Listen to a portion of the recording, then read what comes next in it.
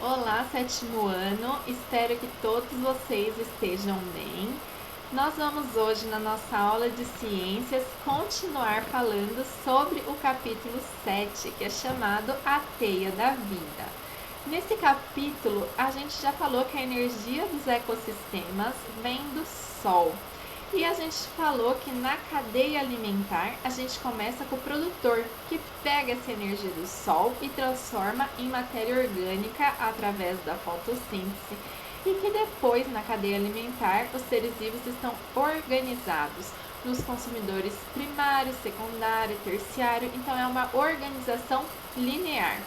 Mais que nos ecossistemas, as cadeias alimentares elas interagem formando as teias alimentares. A gente falou sobre isso na última aula. Vimos então que a energia passa de um ser vivo para o outro em um fluxo unidirecional. A gente viu que essa energia ela vai diminuindo no decorrer da cadeia alimentar e a gente aprendeu a formar, colocar essa quantidade de energia em uma pirâmide de energia. Aqui nesse agora é com você, da página 27. Olha aqui a pirâmide que a gente desenhou na última aula. A gente viu que essa pirâmide nunca vai poder ser invertida, porque os produtores estão aqui embaixo e se a energia vai diminuindo, conforme vai passando para o produtor, para o consumidor primário, secundário, terciário, então vai diminuindo, né? O quanto de energia que tinha aqui no produtor diminui quando passa para o consumidor primário, diminui quando passa para o consumidor secundário, diminui quando passa para o consumidor terciário. E como a gente põe as barrinhas da quantidade de energia uma em cima da outra, então essa é a pirâmide de energia, que nunca é invertida. Sempre tem esse formatinho aqui, ó, de pirâmide. E na aula de hoje, então, nós vamos continuar falando sobre outras pirâmides ecológicas. E para isso eu peço que você abra aqui na página 29, para a gente falar de outras pirâmides ecológicas. Quais são essas outras pirâmides ecológicas? Essas outras pirâmides ecológicas nós chamamos de pirâmides de número e pirâmides de biomassa. Vamos entender o que é isso, gente. Aqui na página 29 nós temos a representação da pirâmide de número de duas cadeias alimentares. Olha só aqui a primeira cadeia alimentar. Nós temos o produtor, que é a grama, o consumidor primário, gafanhotos, o consumidor secundário, sapos, e o consumidor terciário, cobras. Veja, nós precisamos de 1.500.000 graminhas para alimentar 200.000 gafanhotos, que vão alimentar 90.000 sapos, que vão alimentar uma cobra. Gente, olha só. Essa é uma pirâmide de números. Acreditem, gente, para que a gente alimente uma cobra dessa aqui, a gente vai precisar de 90.000 sapos durante a vida dela. Para alimentar 90.000 sapos, esses 90.000 sapos durante a sua vida vão comer, então, 200.000 gafanhotos. E para alimentar 200.000 gafanhotos, vai precisar, então, de 1.500.000 gramas. Olha só, essa é a nossa pirâmide de números. Então, a gente pôs aqui a quantidade de cada um. E aqui tá a pirâmide de números. Você pode olhar na página 29 do seu livro. Vamos ver uma outra pirâmide de números. Olha aqui, agora vai ser uma árvore, lagarta, passarinho e uma águia ou gavião, tanto faz, né, gente? Olha só, para alimentar aqui 2 gaviões, vamos ver quanto que a gente vai precisar. A gente vai precisar aqui, olha, de 120.000 passarinhos. Para alimentar 120 mil passarinhos, a gente vai precisar de 150 mil lagartas. E 150 mil lagartas vão se alimentar de 200 árvores. Então, sempre começa com o produtor embaixo, lembra disso? Então, ó, 200 árvores, 150 mil lagartas, 120 mil passarinhos e 2 águias. Olha como que ficou essa pirâmide. Gente, essa pirâmide aqui de cima, que tá aqui representada, ela não está invertida, tá vendo? Mas olha, essa pirâmide aqui de baixo está invertida, porque a sua base é menor que a parte de cima. Então, se a base está menor que a parte de cima, ou seja, ela não está formando aquele triângulo, né, perfeitinho, a gente vai falar que a pirâmide está invertida, ok? Então, falar que uma pirâmide é invertida é quando ela não tem aquele formato típico de triangulinho assim, ok? Isso que é uma pirâmide invertida. Então, pirâmide de número pode sim ser invertida, tá? Então, esse é um exemplo de uma pirâmide de número invertida. Depende de qual cadeia alimentar a gente está analisando. Então, se a gente virar aqui a página, na página 30, a gente tem a definição do que é uma pirâmide de número. Numa pirâmide de número, a gente está considerando a quantidade de indivíduos em cada nível trófico de um ecossistema necessário para alimentar o próximo nível trófico. Não foi isso que a gente considerou nessas cadeias alimentares que a gente analisou? Vamos falar agora do próximo tipo de pirâmide. A gente vai falar da pirâmide de biomassa. Vamos lembrar que bio é vida e massa, então, a gente está considerando a quantidade de matéria orgânica presente no corpo dos organismos de cada nível trófico. Então, está medindo a massa que eles têm por área. Então, gente, como que vai medir isso aí? Mede, por exemplo, quilo por metro quadrado.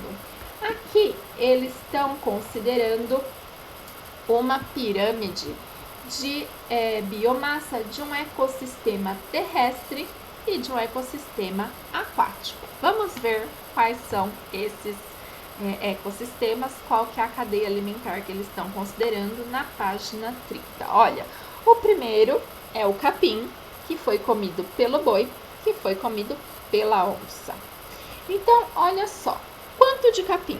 Precisa de 200 toneladas de capim por metro quadrado para alimentar o boi. O boi são 2.000 quilos por metro quadrado, que vive naquela região lá, naquele metro quadrado, 2.000 quilos. E a onça que comeu o boi, naquele metro quadrado lá, 150 quilos. Né? Pensa na onça, no boi. Então, a onça mais levinha, né, do que o boi, para comer o boi. Então, tá aqui, capim, boi, onça, naquele metro quadrado que a gente está analisando, certo? Então, pensa naquele metro quadrado daquele ecossistema, quanto de capim que tinha para alimentar aquele boi. Então, olha, 200 toneladas de capim para alimentar aquele boi. Daí, aquele boi tinha 2.000 quilos, bastante, né? E daí a onça tinha 150 quilos, certo? Então, aqui ficou a pirâmide de biomassa, tá bom? Vamos ver aqui no caso de um ecossistema aquático. Lembra? A gente não pode esquecer dos ecossistemas aquáticos quando a gente está fazendo nossas análises. Então, a gente está falando aqui do fitoplâncton, do zooplâncton e dos peixes. O fitoplâncton é aquele que faz a fotossíntese. O zooplâncton é aquele que não faz a fotossíntese, é formado por protozoários. Vocês lembram do zooplâncton? Tem no desenho do Bob Esponja, hein? Acho que vocês lembram dele. Então, vamos lá. Ó, o fitoplâncton tem 4 gramas por metro quadrado. Ele é formado por algas, olha aqui, ó, o fitoplâncton formado por micro-organismos autótrofos. Lembra dos autótrofos? Fazem seu próprio alimento. Então, pode fazer a fotossíntese, né? Então, é um produtor, tá bom? Então, 4 gramas só, né? E daí o zooplâncton, que é formado pelos heterótrofos, né? Não faz o seu próprio alimento, então tem que se alimentar dos autótrofos. Eles têm 21 gramas. E os peixes que comem o zooplâncton têm 15 gramas naquele metro quadrado. Então, olha aqui, essa também é uma pirâmide invertida. Então, tanto pirâmides de número quanto pirâmides de biomassa podem ser pirâmides invertidas. A única pirâmide que não pode ser invertida por nada é a pirâmide de energia, tá bom? Gente, eu peço que vocês façam o exercício do Agora é com você, referente então às pirâmides de energia, tá bom? Que os do ciclo do carbono a gente já tinha pedido para fazer. Então, é esse número 3. E daí a gente vai falar agora um pouquinho sobre os impactos nas cadeias e nas teias alimentares. A maior parte dos impactos nas cadeias e na teia alimentar é causado pelo próprio homem. Por quê? Porque os seres humanos, a gente já viu, né, em capítulos anteriores, que os seres humanos, eles causam danos à natureza. Seja porque os seres humanos fazem queimadas, ou porque eles retiram espécies nativas no desmatamento, ou porque eles fazem descarte inadequado de lixo tóxico, ou porque usou também agrotóxicos, produtos tóxicos, descartou produtos tóxicos nos rios, nos lagos e acaba interferindo nas cadeias e nas teias alimentares. Ok? Vamos pensar o que vai acontecer com as cadeias e as teias alimentares quando o ser humano faz isso. Quando a gente interfere numa cadeia ou numa teia alimentar, numa cadeia alimentar, se a gente, por exemplo, tem a caça predatória, o homem vai lá e tira da natureza um animal, porque a gente caçou tanto que aquele animal entrou em extinção. Se aquele animal entrou em extinção, quem comia aquele animal passa fome. Se ele passa fome, pode ser que outros animais entrem em extinção também, porque quem se alimentava desse que agora está extinto não tem mais alimento. E daí pode se extinguir também quem era o próximo consumidor. E quem era comido por esse animal? Quem servia de alimento? Quem era o antes na cadeia alimentar? Agora, esse animal não é mais comido.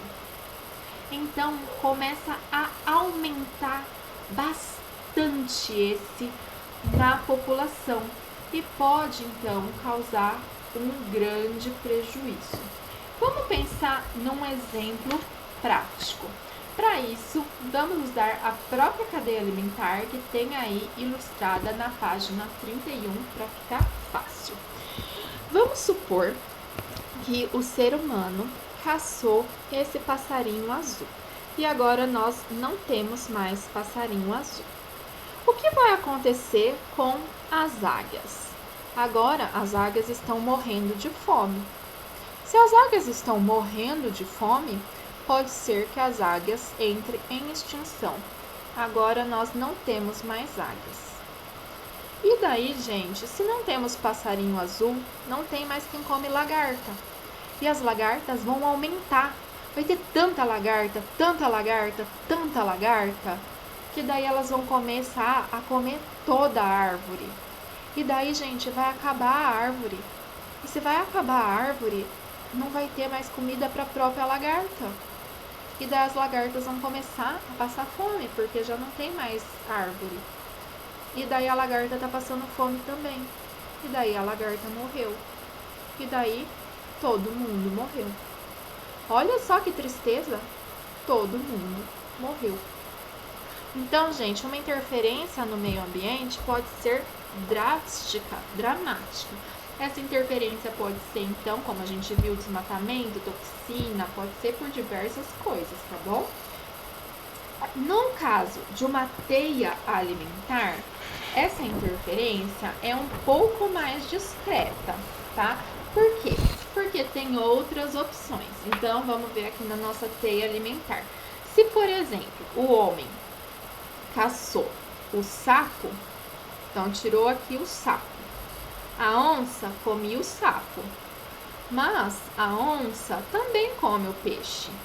Então a onça vai passar a comer o peixe, tá bom? Mas agora ela só tem o peixe. Então ela não vai passar fome, ela vai passar fome, tá? Então pode ser que esse ecossistema se recupere, pode ser que não. Mas olha, o sapo comia o besouro e vai ter bastante besouro agora. E o besouro come a planta herbácea. E daí vai ter tanto besouro, vai comer tanta planta herbácea que vai acabar a planta herbácea, né? E os outros bichinhos que comiam a planta herbácea, gente, vai faltar tanto para o besouro quanto para os outros bichinhos, tá bom? Então não é porque a gente está num ecossistema, que a gente está analisando teia alimentar, que não vai fazer diferença, tá? Vai fazer bastante diferença. E pensando em toxinas, a gente fez, né, aquele relatório do documentário do Deserto Verde. As toxinas, elas vão se acumulando no decorrer dos níveis tróficos. Então, por exemplo, se as plantas forem contaminadas, quem come as plantas acumula toxina dentro dele. Então, por exemplo, o gafanhoto agora está cheinho de toxina dentro dele. Daí o sapo come o gafanhoto. O que aconteceu com a toxina? Acumulou tudo dentro do sapo. E daí a cobra come o sapo. O que aconteceu com a toxina? Agora a toxina está tudo dentro da cobra. E conforme vai acumulando a toxina, vai ficando cada vez mais toxina. E daí pode chegar num nível de toxina acumulado que o animalzinho pode morrer, tá bom? Gente, então esses são exemplos de interferências e impactos nas teias e cadeias alimentares, tá bom? Por enquanto a gente fica por aqui. Até a próxima aula. Tchau, tchau!